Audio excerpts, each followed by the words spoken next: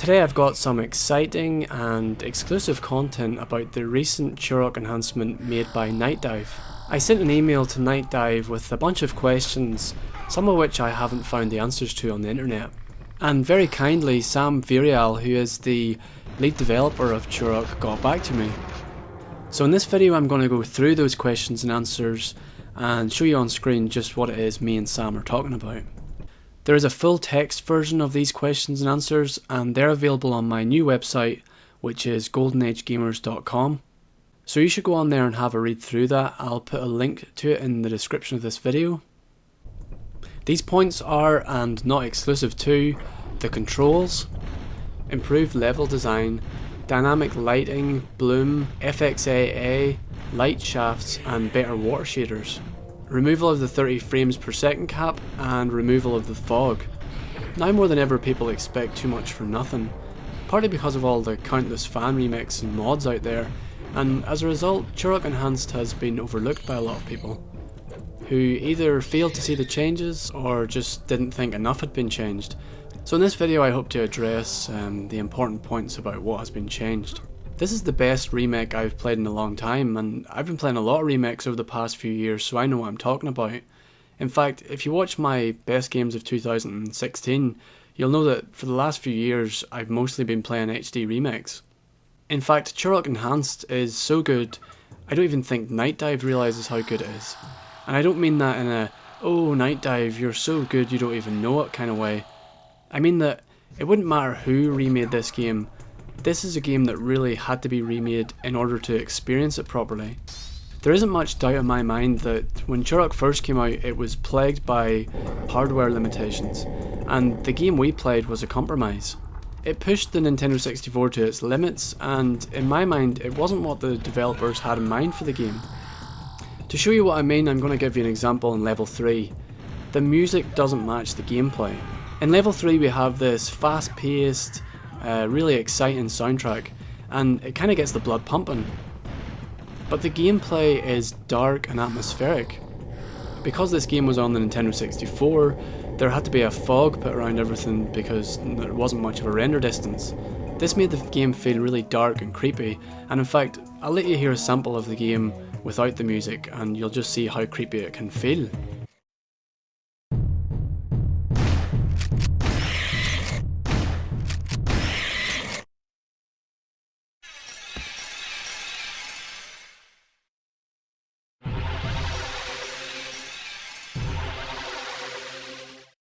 Now let's see the exact same footage, but with the actual soundtrack of the game played over it.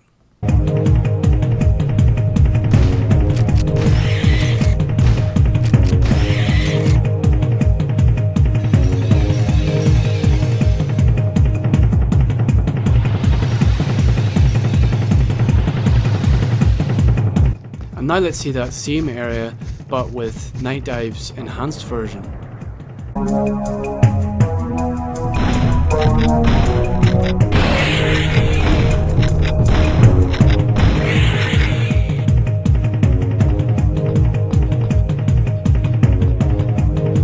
In my mind, this is how the game was intended to be played. Fast paced and action packed. And that's what we get with the enhanced version. It feels like an entirely different game. And I'm going to come back to this when I talk a little bit more about the removal of the fog, but for now let's move on to controls. I asked Sam about this and he just gave a very brief answer just to say that it was mandatory to get these controls right, which I think they have done. I've said that the Turok controls were ahead of their time before because the C buttons moved and the analog looked, but this was clearly a compromise because the Nintendo 64 only had one analog stick. Turok is a first-person shooter with platforming elements. On the Nintendo 64, this was a console that had a controller with one analog stick, and it used the C buttons to move. Not to mention the controls on the original PC version sucked too. So I'd have to agree that it is mandatory that these controls were improved, and I'm really glad they were. But there was a complaint at the start about this little head bob that happens when you move left and right. After the game was launched, Night Dive were very quick to add a patch to improve that. Now that patch was added to the Steam version very quickly.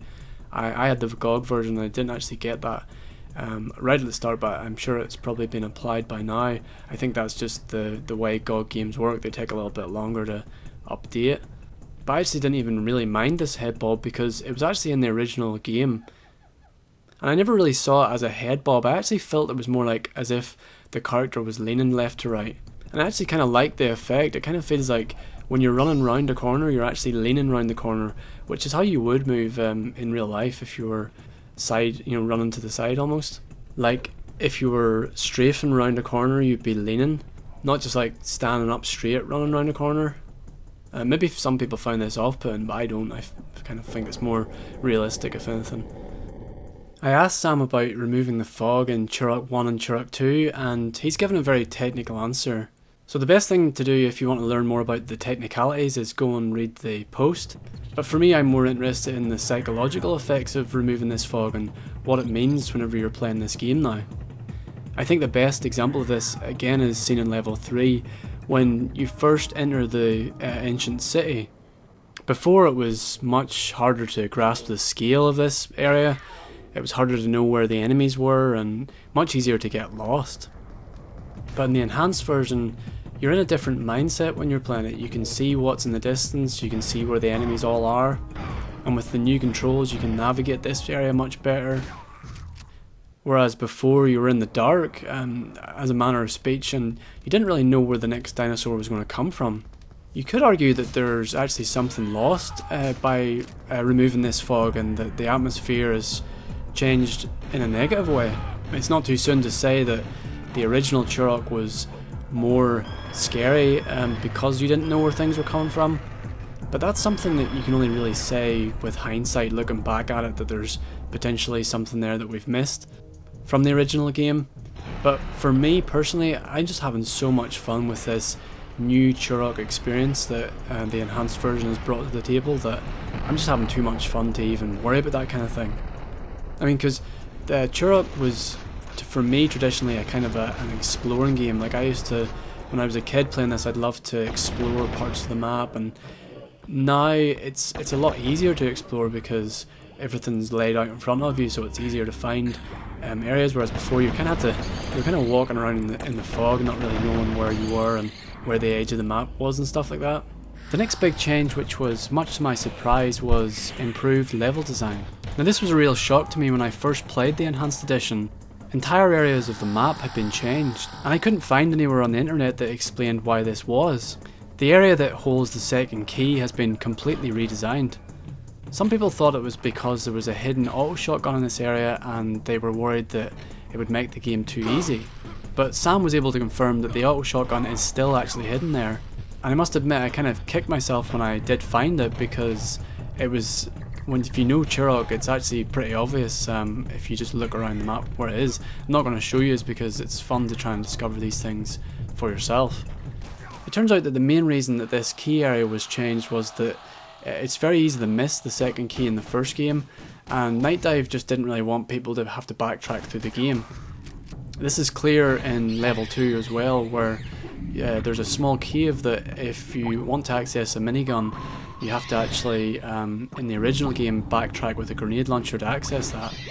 And again, Night Dive didn't want you to have to do that, so you can actually destroy the cave wall with either an explosive arrow or an explosive shotgun shell. So a lot of this stuff is just to make it more user-friendly really, and those kind of changes are really quite welcome in my book. It takes guts to make changes to levels. It'd be like restoring a famous painting and then deciding to add a few extra brushstrokes. What if the fans didn't like the additions? And apart from anything else, what if the changes you make stick out like a sore thumb? And that really hasn't happened here. Night Dive have seamlessly blended in these new areas. And some of them are so subtle that I didn't even really notice them first time round. I knew something had changed, but I couldn't quite put my finger on what. Other things are changes like platforms have been added so that jumps are easier to make.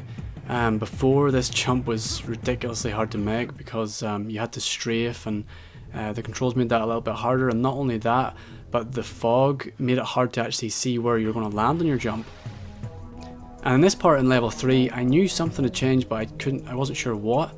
And it turns out that the left side, as you're walking along this part, the whole wall has been extended. Before that would have been a large drop.